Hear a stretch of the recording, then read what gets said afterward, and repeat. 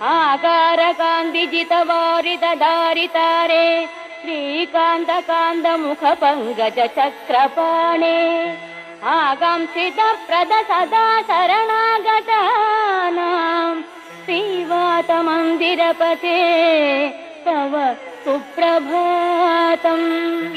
श्रीराजमानसुमनो मकुटाग्ररत्ननीराजिताङ्घ्रियुग भक्तजनैकबन्धो नारायणाच्युत हरे भगवन्मुरारे श्रीवातमन्दिरपते तव सुप्रभातम्।